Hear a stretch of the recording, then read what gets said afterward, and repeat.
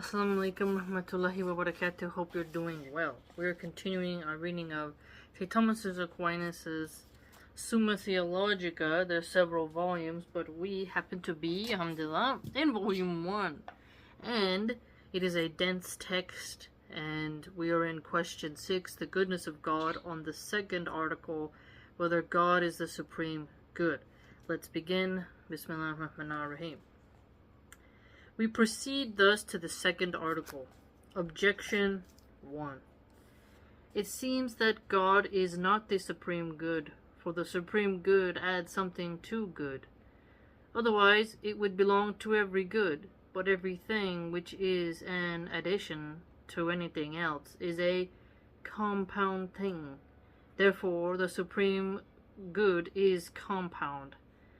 But God is supremely simple, as was shown above. Question 3, Article 7. Therefore, God is not the supreme good. Now, you can have, for us Muslims, we would say Allah is the Most High. So, if something is supremely good, it would be up there with the elevation of Allah subhanahu wa ta'ala. Now, when it says here,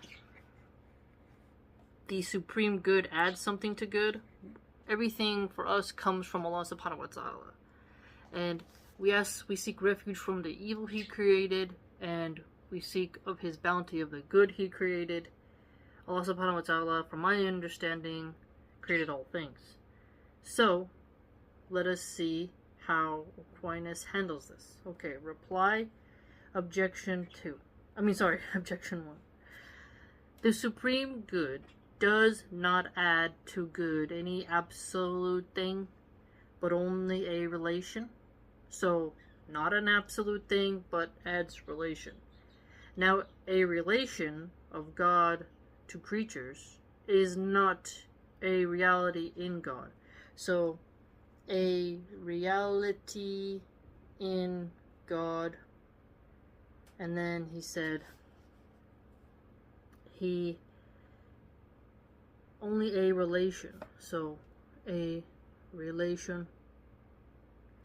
Now, a relation of God to creatures is not a reality in God, but in the creature. For it is in God and our idea only as what is what is knowable is so called with relation to knowledge. Not that it depends on knowledge, but because knowledge depends on it. Thus, it is not necessary that there should be composition in the supreme good, but only that other things are deficient in comparison with it. So composition in there's not necessary that there should be composition in the supreme good, but only that other things are deficient in comparison to it. So only that other things are deficient in comparison to it. Nothing can compare to your maker, is what we're getting from this. And the way I'm seeing this as a Muslim is, we know nothing in creation is comparable to Allah subhanahu wa ta'ala. You cannot compare Allah subhanahu wa ta'ala to His creation. So when I see this line that says everything is deficient in comparison with it, then I can see where he's coming from. Objection 2. Further, good is what all desire, as the philosopher says, Ethics I.1. Now what all desire is nothing but God, who is the end of all things. Therefore there is no other good but God. This appears also from what is said, Luke XVIII 19. None is good but God alone. Okay. There is but we use the word supreme in comparison with others, as e.g. supreme heat is used in comparison with all other heats. Therefore God cannot be called the supreme good. So reply objection 2. When we say that good is what all desire, it is not to be understood that every kind of good thing is desired by all. So it's not to be understood that every kind of good thing is desired by all. So not every kind of good thing is desired by all. Is there something that is good that is not desirable to each of us as individuals? That could be so, because we don't all want the same kind of good. Let's do a mental exercise. So, if you have a really luscious orchard of very nice Fuji apples, it is good, right? But it's something that you have to work on and work with. And I can see the good that you have, but that doesn't mean that I want that good. So that is an interesting way of looking at it.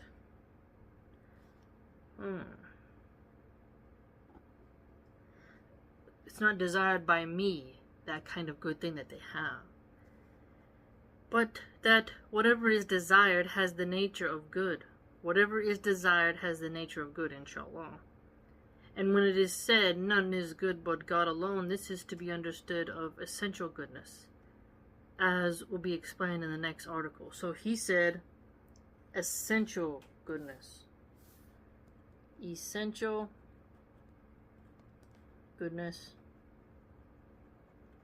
Okay. Objection 3. Further, supreme implies comparison, but things not in the same genus are not comparable. Oh, that's tricky. Apples and oranges, we say.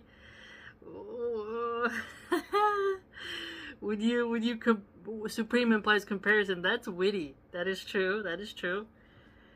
But as we would say, that high above is Allah from everything they associate with Him. He's free of need, free of want, free of imperfection.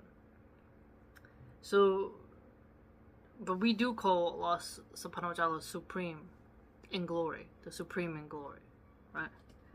As sweetness is not properly called greater or less than a line, therefore, since God is not in the same genus as other good things, as appears above, it seems that God cannot be called the supreme good in relation to others. Tricky, right? Because you can't compare Allah subhanahu wa ta'ala to anything in the creation, therefore can you then call him the supreme good? And we would say yes, because that's an attribute of Allah subhanahu wa ta'ala. But you can see the logistical games, which is kind of fun. Okay, reply objection 3. Things not of the same genus are in no way comparable to each other, if indeed they are in a different genera. Now we say that God is not in the same genus with other good things, not that he is any other genus, but that he is outside genus and is the principle of every genus. So here we see the principle. And thus he is compared to others by excess, and it is this kind of comparison the supreme good implies. By excess. So compared by excess. Okay. Now, on the contrary, Augustine says that the Trinity of the divine persons is the supreme good, discerned by purified minds. I answered that God is the supreme good simply, and not only as existing in any genus or order of things. For good is attributed to God, as was said in the preceding article, inasmuch as all desired perfections flow from him. Yes, see, so all desired perfections flow from him. So for us Muslims, now it might be different for the Catholics, but he is contending here, yes, you want all those perfections to flow from God to you, and to shower you with bounty, and we seek the bounty of Allah subhanahu wa ta'ala as the birds seek to fill their belly as they fly out and return in the evening. As from the first cause, they do not, however, flow from him as from a univocal agent, as shown above, Q4A2, but as from an agent which does not agree with its effects, either in species or genus. Now, the likeness of an effect in the univocal cause is found uniformly, but in the equivocal cause it is found more excellently, as heat is in the sun more excellently than it is in fire. Okay, so that's a unique example here. So when you're looking at heat, the sun versus fire. So heat, sun, fire. So when you're looking at excellency, so excellency, different stages, levels of excellency. So levels of excellence. There can be excellence in fire, but excellence in the sun, obviously, is like, that's a scorching. Because the sun makes us hot even from as far away as it is. Fires, depending on the size, even though the sun technically has fire in it, it's like they say it's a star, but if you think of it as like a flaming ball in the sky, it radiates its heat even so far away, so if you were to get closer to it, you'd melt away, You just wouldn't be able to withstand such level of heat. And on the Day of Judgment, from my understanding, from the hadiths I've read, the sun's going to come really close and people will be sweating. Some will be up to their ankles, others into their ears. And their only shade will be the shade of Allah subhanahu wa ta'ala. So the sun is going to be used to bring that heat. And so I find this example of the heat and excellence, and then using the examples of the sun and fire to be quite unique. Therefore, as good is in God as in the first, but not the univocal cause of all things, it must be in him in most excellent way, and therefore he is called the supreme good. So, it must be in him in a most excellent way. So the perfect form of excellence is with our Maker. And therefore, that would make him the supreme good. It's very sound reasoning. Oh, that's great. So insightful. So, according to Aquinas, yes, God is the supreme good and has that title. And we as Muslims call Allah subhanahu wa ta'ala supreme in glory. And for us, it's not anything negative. But I did think that it was unique to call it that the supreme is a compound. And they contend that God is supremely simple. Now I've never heard Allah subhanahu wa ta'ala be called simple. But here we see that someone has called God supremely simple. Whereas I would argue, no, that God is so outside of our understanding that if he was simple and we could grasp him, then, that'd be quite bizarre. We can see glimpses, rays, spectrums, signs, but at this current state that we are in, I don't think we could just encapsulate that easily. Every creature kind of has their own method of understanding that varies. How each one of us becomes to knows each other, and then versus how we see God. So to me, God is anything but simple. If God was simple, I don't think you would need scholars to help you understand. You wouldn't even need to reason. But you can have faith. I would say faith can be supremely simple, but God himself, that doesn't really sit right with me. Because I don't think anything is really supremely simple when you look at it. You look at a cup of water, but then if you're like, this is so simple, it's a cup of water. But then the person who knows the compounds like H2O and whatever else water is made of, that's anything but simple. And then if you just take cups of water from a lake, cups of water from a different lake, these may look simple, but under a microscope they got organisms in them, and they have different levels of sodium or whatever. Anything but simple. So things can appear that way, but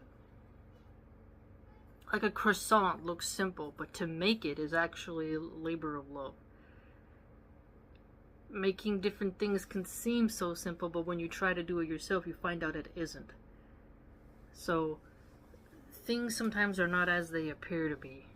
And with God, because us right now in our existence cannot confront God and speak to God like that, like, you know, how Moses did and stuff like that, then I don't think we have a right to call something simple.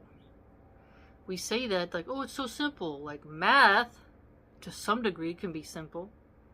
But the different levels of math, you're like, no, you have to calculate and you may get it wrong. So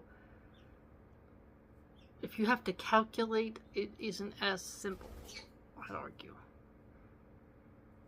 Something to think about. Very interesting, introspective reading. Let me know what you think. It's a concise read, this article, but it has lots of phrases for us to get in. And remember, he said, he is compared to others by excess. So if you think about that, no one can, Allah's bounty is unlimited, and his mercy is unlimited, depending on who it's applied to. There's not like a finite number of pardons and such, right? Then you would see, like, when humans are excessive, we go beyond the bounds. But Allah subhanahu wa ta'ala has his own type of excess that isn't necessarily negative. The most merciful. So no one can be as merciful as Allah subhanahu wa ta'ala. So when you're comparing mercy, the excess of mercy, the ability to dispense, then you would see that none can compare to the mighty and sublime, right? The wrath of Allah as well. You know, you can't do wrath like him. However, when we humans have excess wrath, we see a lot of horror. You know, it's quite different. Very excellent reading. And he called that God that is the essential goodness.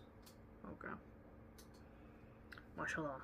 Please like, comment, and subscribe. If you'd like to support my work and see other things that I write, you can join my blog, which is $5 a month, at www.subscribestar.com/Milahan Archive. We discuss grammar, memes, food, culinary arts, all kinds of stuff. And lots of refutations, lots of different humor and lighthearted stuff, or just fun facts in general. And I'm pretty active on there, so consider heading on over there. Take care, and have a great Sunday.